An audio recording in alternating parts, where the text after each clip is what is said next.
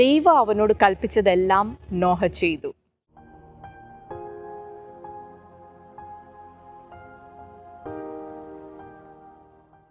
എല്ലാവർക്കും എൻ്റെ സ്നേഹവന്ദനം. സ്പിരിച്വൽ മോർസസിലേക്ക് ഒരിക്കൽ കൂടെ സ്വാഗതം. ഞാനിപ്പോൾ നിൽക്കുന്നത് നോഹയുടെ പെട്ടകത്തിൻ്റെ മുൻപിലാണ്.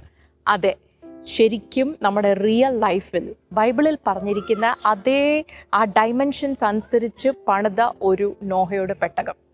നമ്മളിത് കാണുമ്പോൾ ആദ്യം തന്നെ മനസ്സിൽ വരുന്ന ചിന്ത, എങ്ങനെയാണ് ആ മനുഷ്യൻ, അന്നത്തെ കാലത്ത് ഒരു 600 വയസ്സുള്ള മനുഷ്യൻ, അന്ന് എൻജിനീയറിംഗ് ഇല്ല, ആർക്കിടെക്ചർ ഇല്ല, നമ്മുടെ ഇന്നത്തെ ആധുനികമായ സംവിധാനങ്ങളൊന്നുമില്ല, എങ്ങനെ ഇത്രയും വലിയൊരു സ്ട്രക്ചർ അന്ന് എങ്ങനെ പണിതെന്ന് അറിയണ്ടേ? നോഹയെ ഇത് പണിയാൻ ദൈവം വിളിക്കുന്നതിന് മുമ്പ് ബൈബിളിൽ പറയുന്ന ഉൽപ്പത്തി പുസ്തകം 6:8 പറയുന്നു, but Noah found favour in the eyes of the Lord. നോഹയ്ക്ക് യഹോവയുടെ കരുണ ലഭിച്ചു.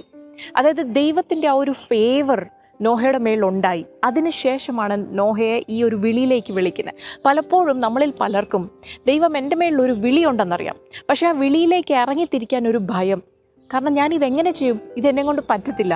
ശരിക്കും നമ്മളെ ആരെയും നമ്മുടെ കപ്പാസിറ്റിക്ക് അകത്ത് ഒതുങ്ങുന്ന ഒരു കാര്യത്തിന് വേണ്ടി അല്ല ദൈവം വിളിക്കുന്നത്. ഒരാളെ ദൈവം വിളിച്ചിട്ടുണ്ടെങ്കിൽ ആ വ്യക്തിയുടെ കപ്പാസിറ്റിയുടെ പുറത്തായിരിക്കും അവൻ്റെ വിളി. അപ്പോൾ അതിലേക്ക് നമ്മൾ എങ്ങനെ ഇറങ്ങിത്തിരിക്കും? പലരും ഭയപ്പെട്ടാണ് ഇറങ്ങിത്തിരിക്കാത്തത്. പക്ഷെ നോഹയ്ക്ക് ഒരു കാര്യം മനസ്സിലായി, നോഹയ്ക്ക് ദൈവത്തിൻ്റെ കരുണ അവൻ്റെ മേലുണ്ടെന്ന് മനസ്സിലായി. പക്ഷെ നോഹ ഇറങ്ങിത്തിരിച്ചത് എങ്ങനെയാണെന്നറിയോ?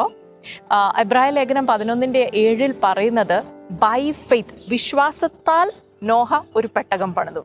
വിശ്വാസത്താൽ നമ്മൾ അങ്ങ് ഇറങ്ങിത്തിരിക്കുക, ബാക്കി ദൈവം ചെയ്തോളും. കാരണം നമ്മുടെ മേൽ ദൈവത്തിൻ്റെ ഫേവർ ഉണ്ട്. ഒരു ഫേവർ ഉള്ളവനെയാണ് ദൈവം വിളിക്കുന്നത്. ഒരു വിളിയുണ്ടോ?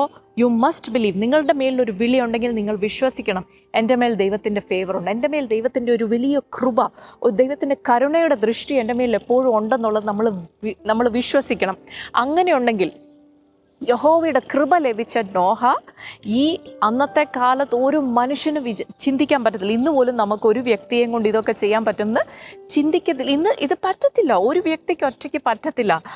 എങ്കിൽ അന്ന് നോഹയ്ക്ക് അത് സാധിച്ചെങ്കിൽ അതിൻ്റെ പിന്നിലുള്ള കാരണം, കൃപ ലഭിച്ചവനായ നോഹ വിശ്വാസത്താൽ ഇറങ്ങിത്തിരിച്ചപ്പോൾ ദൈവം അവൻ്റെ കൂടെ പ്രവർത്തിച്ചു. ദൈവം അവൻ്റെ കൂടെ.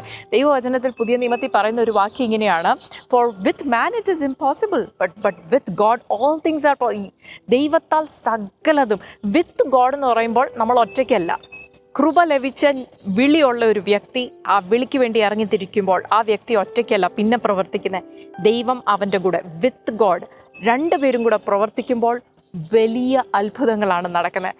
അതുകൊണ്ട് ദൈവവിളിയുള്ളവർ ആരെങ്കിലും എന്നെ കേൾക്കുന്നുണ്ടെങ്കിൽ ഭയപ്പെട്ട് പിന്മാറി നിൽക്കുകയാണെങ്കിൽ ഞാൻ പറയട്ടെ, നോഹയുടെ മേൽ ദൈവത്തിൻ്റെ ഫേവർ ഉള്ളതുപോലെ നിങ്ങളുടെ മേൽ ദൈവത്തിൻ്റെ ഫേവർ ഉണ്ട്. വിശ്വാസത്താൽ നോഹ ഇറങ്ങിത്തിരിച്ച പോലെ ഇറങ്ങിത്തിരിക്കുക. God bless you. God be with you. ദൈവം അനുഗ്രഹിക്കട്ടെ.